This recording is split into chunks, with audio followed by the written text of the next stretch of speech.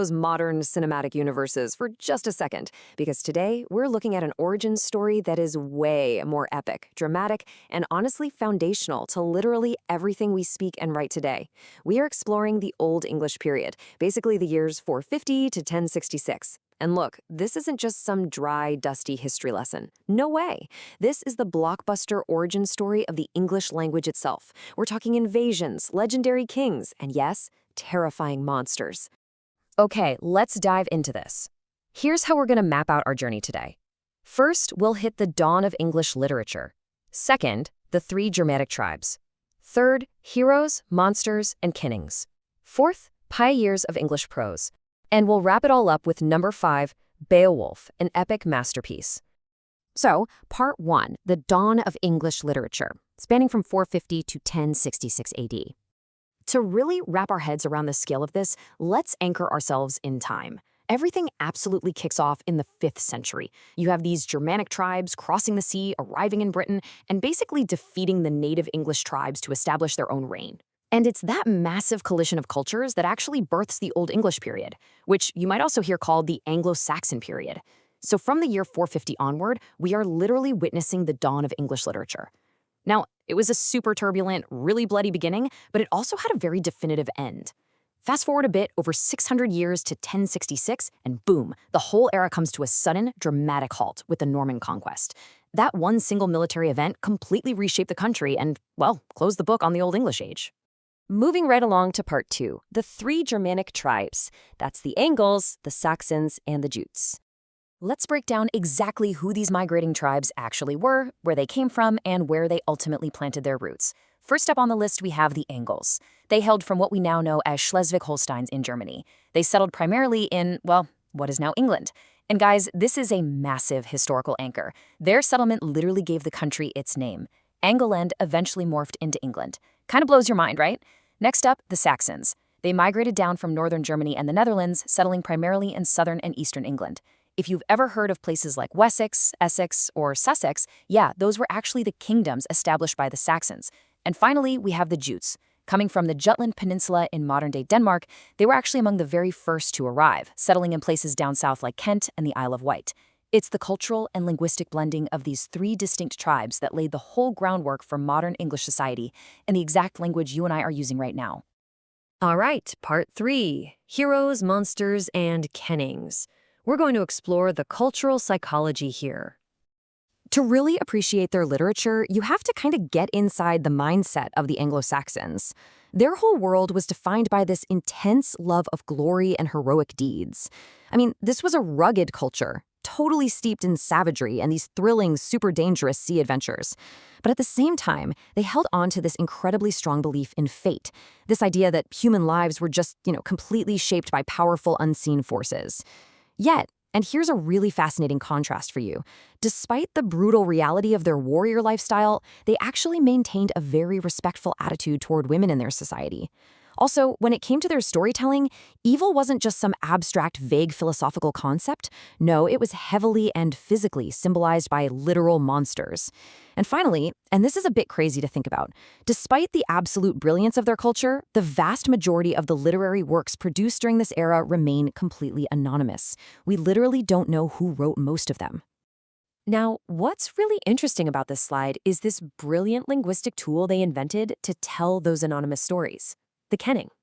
So, what is a kenning? It's basically the widespread use of compound words instead of just using a single word in Old English poetry. Instead of just saying a simple, everyday noun, they created these super descriptive, deeply metaphorical, almost puzzle-like compound phrases to vividly describe concepts. And this brilliantly illustrates just how creative their language actually was. Just take a look at these examples. Instead of just saying the sea, which, remember, they navigated constantly, they called it the whale road. How cool is that? A monster wasn't just a monster, it was a soul destroyer. A king, whose job was essentially to provide for his people, was referred to as a loaf giver. They even called the human body a life house. It's like a giant puzzle, and it really shows you how they viewed their world. Everything was deeply tied to survival, nature, and their absolute core values. Moving on to part 4, pioneers of English prose. Let's talk about the first writers. So while so much of the poetry from this time is totally authorless, we do actually have a few legendary historical figures on record. Back in the 7th century, we have Caedmon. He's often referred to as the Milton of the Anglo-Saxon period, and he's famous for his major work Paraphrase, along with these epic religious retellings of Genesis and Exodus.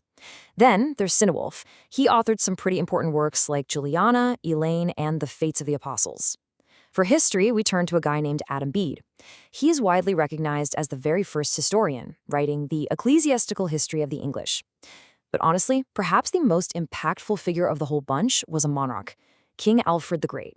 He reigned from 871 to 901, and he actively, passionately encouraged education across his entire kingdom. He even supervised the compilation of the Anglo-Saxon Chronicle. Because that was the very first major prose work in English literature, King Alfred is rightfully celebrated today as the father of English prose. Finally, we arrive at part 5, Beowulf, an epic masterpiece and the ultimate Anglo-Saxon blockbuster. If you really want to understand the very first long poem in English literature, you have to look at this anonymous 3,000-line epic. I mean, the premise is straight out of a modern action movie trailer. Picture this. A legendary Geatish hero named Beowulf travels across the treacherous, freezing sea to Denmark. His mission? To save King Hrothgar from a terrifying, kingdom-ravaging monster. The poem is basically structured into 3 thrilling, escalating acts. Let's move to and see how this builds. Act 1, Grendel. Beowulf arrives in Denmark, challenges this horrific monster Grendel, and mortally wounds it in a brutal hand-to-hand fight by literally tearing off its arm. I mean, wow. Act 2, Grendel's mother. Seeking revenge for her son, she attacks the king's hall. So Beowulf pursues her, diving deep into her incredibly dangerous underwater lair, and defeats her using this massive giant sword. Finally, Act 3, the dragon. Years have passed now, Beowulf is an older one, and he's the king of the Geats. He faces a terrifying, fire-breathing dragon that's guarding a hoard of treasure. It's a fierce, epic battle where Beowulf manages to slay the beast, but tragically he suffers a mortal wound in the process. So the crucial point is that Beowulf isn't just some ancient story about bloodshed and cool monster fights. It actually explores profound literary themes that defined the entire Anglo-Saxon worldview. As we break it down, it's deeply about heroism, embodying bravery, fierce loyalty, and extraordinary strength. It grapples heavily with fate and destiny, exploring how unseen forces completely dictate human lives. The physical monsters in the story, they actually represent the much broader universal battle of good versus evil. And finally, as we see in Beowulf's tragic end, the poem deeply reflects on mortality and legacy. It's all about the inescapable transience of life and the absolutely vital importance of leaving behind a lasting, honorable name. Which leaves us with a really fascinating, provocative question to close out this explainer. How do these ancient Anglo-Saxon values of heroism, fate, and legacy still shape the heroes of the stories we tell today? I mean, from the whale roads of the 5th century to the massive superhero blockbusters hitting theaters right now, the core DNA of English storytelling started right here with these tribes, kings, and monsters. Think about that the very next time you watch a hero face down their own dragon.